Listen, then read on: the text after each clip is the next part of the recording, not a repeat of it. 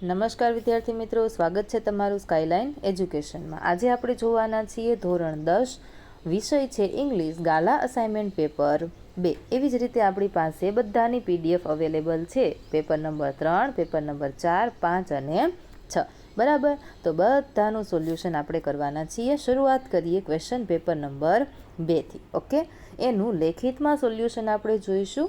છેલ્લે picture description આપેલું છે ત્યાં સુધીનું સોલ્યુશન આપણે જોવાના છીએ, તો વિડીયોને અંત સુધી જરૂરથી નિહાળજો।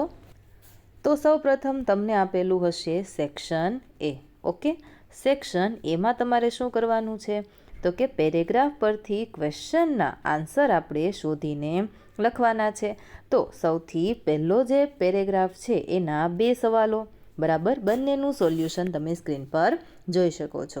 એવી જ રીતે બીજો પેરેગ્રાફ આપેલો છે, એમાં ત્રીજો અને ચોથો સવાલ પૂછેલો છે, જેનો જવાબ આપણે પેરેગ્રાફમાંથી જ શોધીને લખેલો છે। ત્યાર પછીનો ત્રીજો પેરેગ્રાફ, એમાં પાંચમો અને છઠ્ઠો સવાલનો જવાબ। ત્યાર પછીના પેરેગ્રાફમાં સાતમો અને આઠમો, એના પછી 9 અને 10, આવી રીતે ટોટલ 5 પેરેગ્રાફ આપેલા છે અને પાંચેયમાં 2-2 ક્વેશ્ચન આપેલા છે। એટલે ટોટલ કેટલા સવાલ થયા તો કે 10 સવાલ થયા અને 10-10નું સોલ્યુશન તમે સ્ક્રીન પર જોઈ શકો છો। ત્યાર પછી તમને આપેલી હશે શોર્ટ નોટ, બરાબર।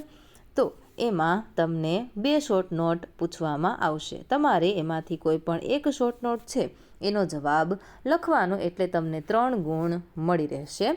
તો અહીં તમે જોઈ શકો છો પહેલી શોર્ટ નોટ, બરાબર, MGP's એફર્ટ્સ, અને ત્યાર પછીની છે બીજી શોર્ટ નોટ, બરાબર, આ એની અથવાની શોર્ટ નોટ છે। ઓકે, અહીં 11મું જ લખેલું આવશે, તો એ તમે સ્ક્રીન પર જોઈ શકો છો। ત્યાર પછી તમને 4 ખરા ખોટા છે પૂછવામાં આવશે વિભાગ એની અંદર। ઓકે, અને ત્યાં આપણો વિભાગ એ છે એ કેવો થઈ જશે તો કે પૂરો થઈ જશે। અહીં આવશે 12, 13, 14 અને 15, બરાબર, અને આ છે 16મું। ઓકે, એવી રીતે નંબર છે આડાવડા થઈ ગયા છે। ત્યાર પછી આપણે જોઈએ સેક્શન બી। તો અહીં આપણને સેક્શન બીની અંદર શું કહ્યું છે તો કે હવે તમને પેરેગ્રાફ આપેલો હશે, બરાબર, અને એના પરથી સવાલના જવાબ લખવાના। પણ પહેલાં આપેલી છે poem. Okay, the black bird flying A poem આપેલી છે, એમાં 16, 17 અને 18 આ 3 સવાલ છે। ત્યાર પછી ફરીથી એક પેરેગ્રાફ આપેલો છે, એ પેરેગ્રાફમાં 5 સવાલના જવાબ આપણે શોધીને લખવાના। ઓકે, તો એ હશે 19થી 23 સુધીનું, અહીં તમે જોઈ શકો છો।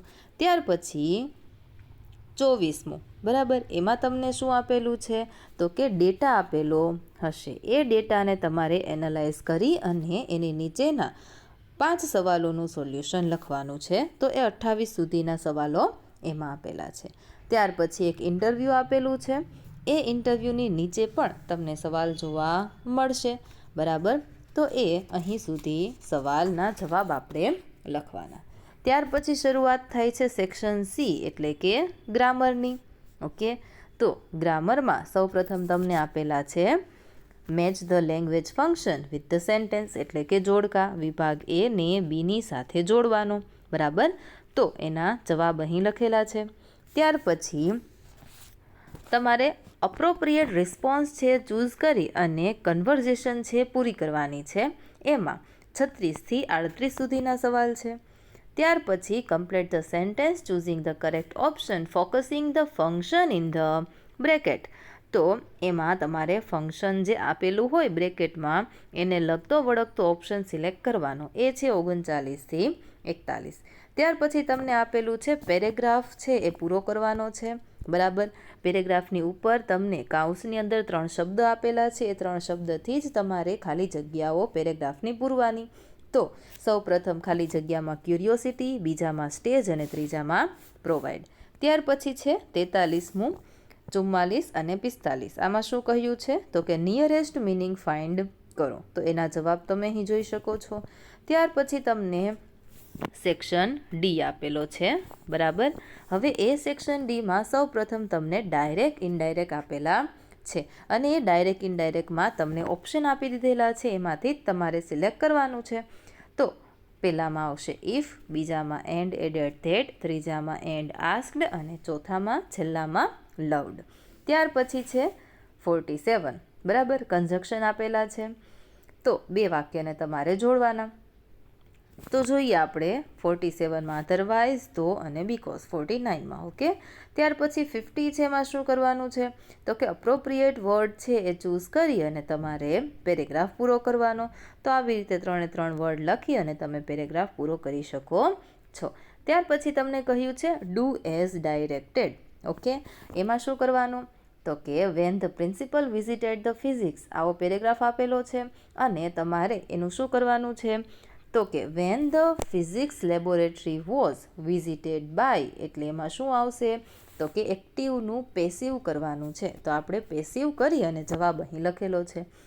ત્યાર પછી 52. બરાબર, એમાં પેરેગ્રાફ આપેલો છે Bansari wants to become a પોએટિસ. તો એમાં તમારે શું કરવાનું તો કે બંસરીનું માનવ કરી દેવાનું છે નામ. બરાબર, અને ફિમેલનું મેલ થઈ જાય એટલે પોએટિસની જગ્યાએ આવશે પોએટ. ઓકે, કે માનવને પોએટ બનવું છે. હર અંકલ, ત્યાં તમારે શું થઈ જશે, અહીં આપેલું છે હર ફાધર, તો અહીં થઈ જશે મધર, અંકલની જગ્યાએ આંટ. ઓકે, એવી રીતે તમારે ચેન્જ કરવાનું છે. ત્યાર પછી આપેલું છે select the question two get the underline word.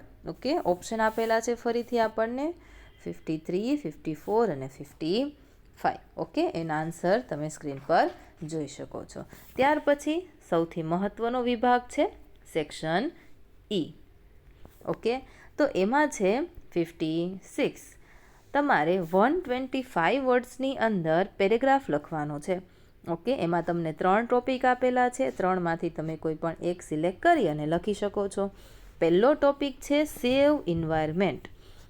ત્યાર પછી બીજો ટોપિક છે માય બેસ્ટ ફ્રેન્ડ. એના વિશે તો મારે તમને લખીને આપવાની કોઈ જરૂર નથી. અને ત્યાર પછી છે my preparation for the board exam. તો એનો પેરેગ્રાફ મેં અહીં સરસ મજાનો લખેલો છે.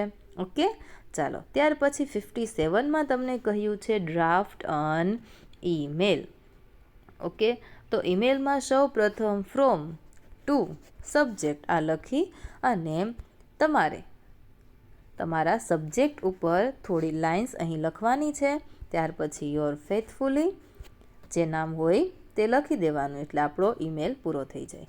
ત્યાર પછી જો ઈમેલ ના લખવો હોય તો એના અથવામાં તમને આપેલો હશે રિપોર્ટ. ઓકે, રિપોર્ટ તમારે 60 વર્ડની અંદર લખવાનો છે. તો અહીં તમે જોઈ શકો છો મેં રિપોર્ટ લખીને આપેલો છે. શેના વિશે છે તો કે your visit to a school for the blind. Okay, તો ત્યાં તમે વિઝિટ કરી એના વિશે તમારે રિપોર્ટ બનાવી અને આવી રીતે લખવાનો. ત્યાર પછી આપણને કહ્યું છે 58માં પિક્ચર ડિસ્ક્રિપ્શન. તો હવે એ પિક્ચર શેનું છે તો કે એક લિવિંગ રૂમનું પિક્ચર છે. તો એને આપણે આવી રીતે ડિસ્ક્રાઇબ કરી શકીએ. તો સોલ્યુશન જોવાની ખૂબ મજા આવી ગઈ ને. તો આપણે આવતા વિડીયોમાં પેપર 3, 4, 5, 6 આવી રીતે સોલ્યુશન કરતા જઈશું. તો તમે વિડીયોને લાઈક કરી દેજો અને હા, કમેન્ટમાં જરૂરથી જણાવજો કે તમને આ વિડીયો કેવો લાગ્યો. આવી જ રીતે બીજા વિડીયો જોવા માટે ચેનલને સબસ્ક્રાઈબ જરૂરથી કરી લેજો. વિડીયોને લાઈક કરવાનું ભૂલશો નહીં. મળીએ આવતા વિડીયોમાં. આ વિડીયોને અંત સુધી જોવા માટે તમારો ખૂબ ખૂબ આભાર.